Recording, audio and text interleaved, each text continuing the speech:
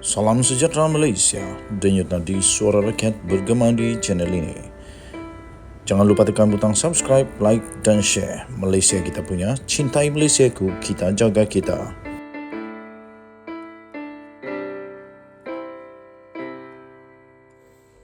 Salam sejahtera Malaysia, denyut nadi suara rakyat bergema di channel ini. Baru sebentar tadi kita mendapat satu lagi berita yang mengejutkan seluruh dunia Malaysia.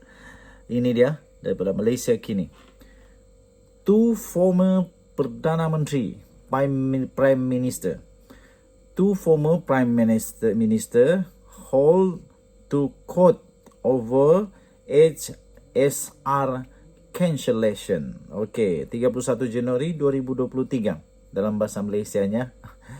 Dua bekas Perdana Menteri akan dibawa ke mahkamah kerana pembatalan projek HSR. Okey, kita bacakan dalam bahasa Inggeris. Mohon maaf kalau Inggeris saya tidak betul, tidak pandai, maklumlah orang kampung. Former Prime Ministers Dr. Mahathir Mohamad and Muhyiddin Yassin were hauled to court over the cancellation of the high-speed rail atau HSR project between Malaysia and Singapore. Okey, saya cuba translate dalam bahasa kampung. Bekas Perdana Menteri iaitu Dr. Mahathir Mohamad dan juga Tan Sri Muhyiddin Yassin akan diheret ke mahkamah berkenaan dengan pembatalan projek high speed rail, projek di antara Malaysia dan Singapura. Malaysian Muhammad Hatta Sanuri filed the writ of summons targeting the two former prime ministers and three others in order to revive the project as well as demand that they carve up RM1 million in compensation to each Malaysian citizen. According to a copy of the cause paper filed in the High Court in Kuala Lumpur on December 30th last year, the plaintiff named not only Mahathir and Muhyiddin as the first and second defendant, but also listed former minister in the Prime Minister's Department in charge of the economy, Mustafa Mohamed, former Transport Minister Wee Ka Siong, and the Malaysian ...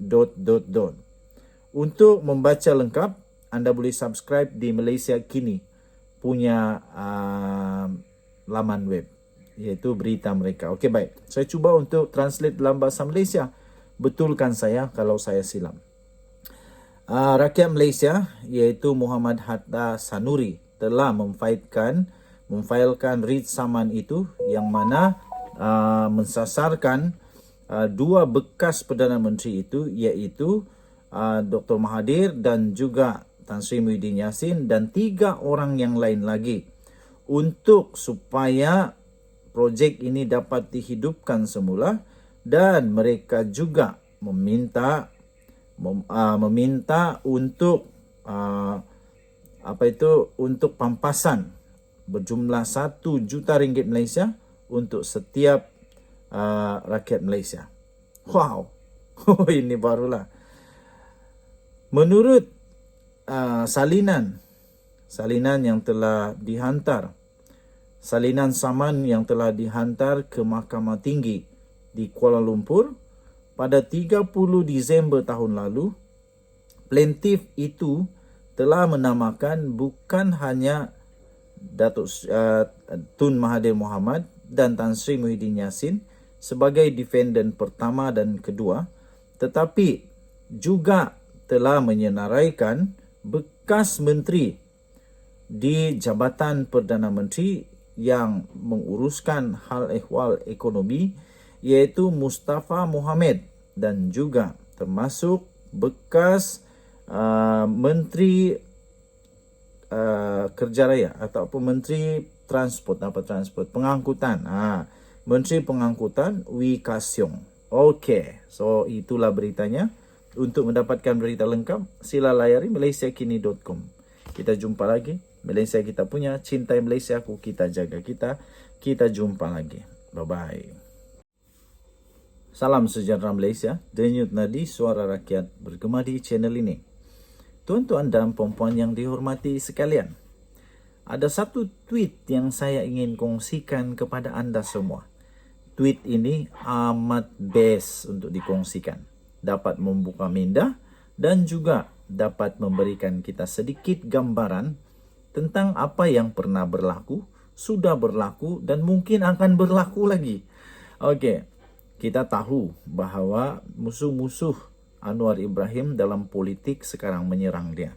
Tapi ada satu tweet daripada ini nama dia, daripada Azman Kamarudin, yang juga turut Anwar Ibrahim dan Dr. Wan Aziza Ismail turut follow Twitternya.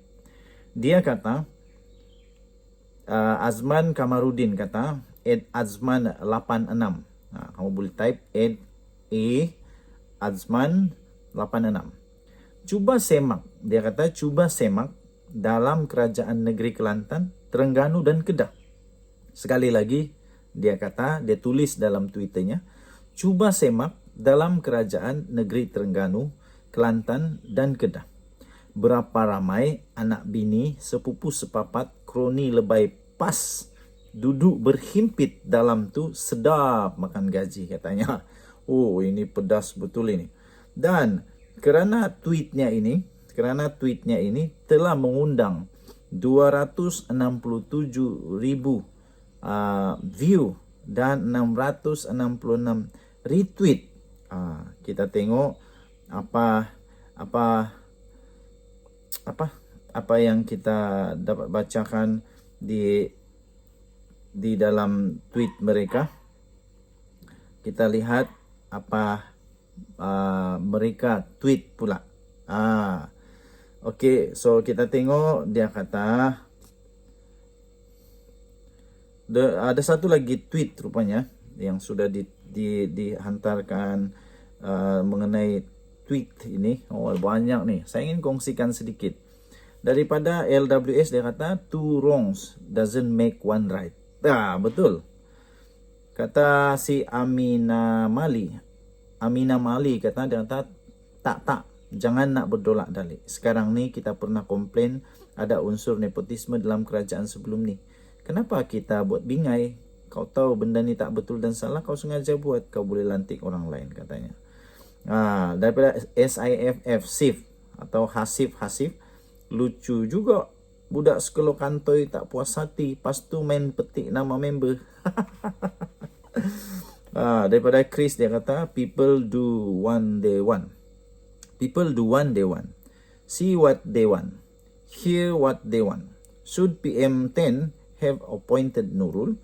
Perhaps not the best of idea. Is there someone else better? Probably there is. Is PM10 wrong to make this decision? Only time will tell. If we believe, we support and let the dog bark. Saya setuju. Kalau kita yakin, kita bagi dia masa. Biarkan masa yang memberikan jawapannya. Kalau kita setuju, kita support dan biarkan dog bark. Okay. Luis Diaz kata, orang politik semua sama aja. Kita dah jadi puja kokse. Okey, lepas itu Fantasi Destroyer kata, sebab pas buat halal jugalah kau nak buat. Tak, maksud dia janganlah condemn orang, janganlah hentam orang, janganlah duk sindir-sindir orang kalau cermin sendiri pecah. Pergilah cermin diri sendiri dulu. Okey. Denyut nadi suara rakyat bergema di channel ini. Tapi ini memang agak kelakar lah. Ini memang kelakar. Lepas itu apa yang PKR buat? Belajar membaca baru buat perbandingan, kata Ahmad. Lepas itu banyak lagi tweet lain, antaranya daripada Ramzdan. Ramzhan kata, entahlah bro, aku ni sokong PH. Tapi bila Anwar buat macam ni, dia sebenarnya bagi presiden card kepada PM yang selepas ni. PM pas ni semua lantik anak beranak, diorang pro bono juga dan ada qualification. Masa tu bila PH jadi pembangkang, janganlah pula kurang melalak cakap PM buat benda salah, dia kata. Jadi sebenarnya ada kebenaran juga. Jadi denyut nanti Suara Rakyat bergema di channel ini. Kita jumpa lagi. Bye bye.